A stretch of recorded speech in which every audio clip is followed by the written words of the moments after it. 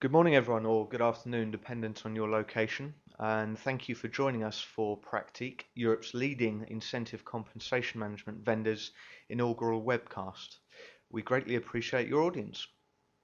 As you will be aware, in today's session, we are exploring the case for change, particularly in the area of ICM investment. Let's begin by spending some time looking at today's agenda, which will open with identifying some of the challenges facing today's performance-driven organizations and some of the business drivers behind investment in expert technology that enables them to overcome inhibitors in their sales incentive strategies. We'd then like to explore some of the operational challenges that are prohibiting business change and identifying the benefits to be gained from introducing expert technologies, and we'll use some client testimonial to focus on that. Finally, if we have time, we will close with some questions from you, the audience, and we'll be pleased to take sight of those questions at either oliver.butler@practique.co.uk. Alternatively, if you'd like to submit them through your web browser, we'll see how many we'll be able to get through. So to begin, much of the information pulled together for this session and market intelligence has been collated using sources including industry analysts, Practiques, alliance partners, and both prospective and also current Practique customers. To begin the session, I'd like to explore some of the reasons as to why poor productivity is considered to be so badly affecting organizations' performance. One reason frequently cited is companies or organizations' inability to link performance to pay, which is interesting considering this area is seen as the most effective lever for influencing sales workforce behaviors in line with enterprise or corporate objectives. So the question is, why is this not eminently achievable today? In the main, 95% of organizations are still seen to be utilizing very much manual processes underpinned by spreadsheets and or homegrown solutions that do not offer the controls or the visibility and the measurement capabilities required to align performance with pay. Hence the demand for expert solutions that not only meet this requirement or objective, but also look to eradicate the wider strategic and operational challenges inherent within spreadsheets or homegrown alternatives.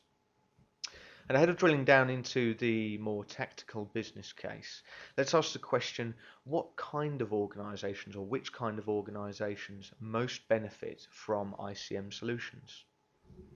Well, if we take highly competitive industries, those that work within fast and fluid marketplaces, these organizations need to retain the agility to be able to deliver business change when they see the need and also to try and steal the march wherever possible over their competitors.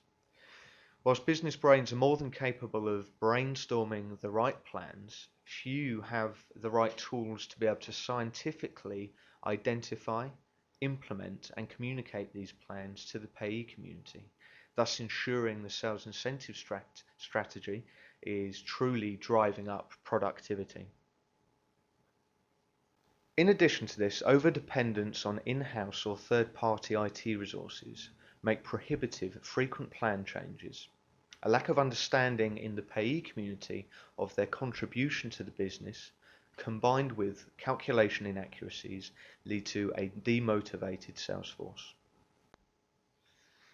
Finally, organizations that have a broad product portfolio and multiple routes to market need to ensure best-selling practices and that individual sellers' remuneration package reflects their job function.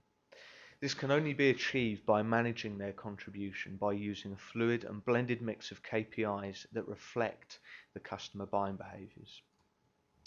Those organizations that introduce expert technologies will move away from operating operationally driven sales incentive strategies.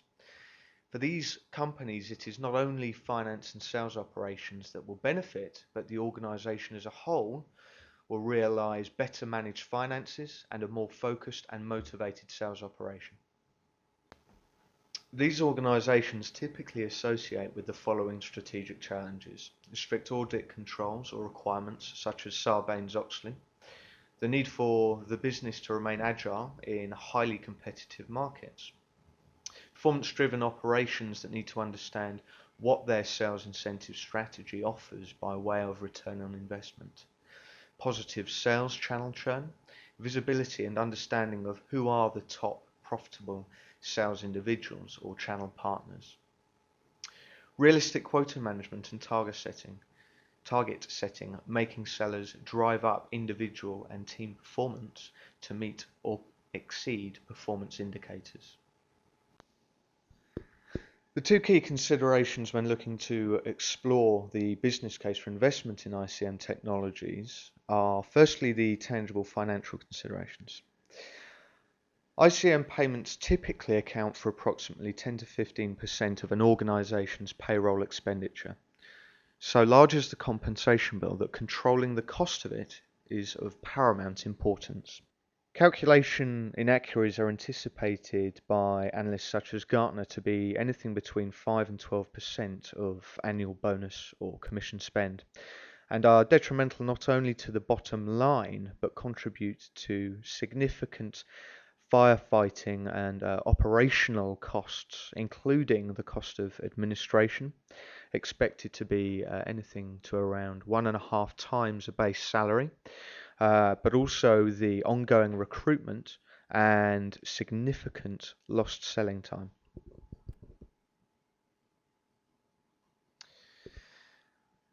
Also for consideration are the blue sky business benefits, very much the best practices. How would I like to run my sales incentive strategy? And these are very much seen post-implementation.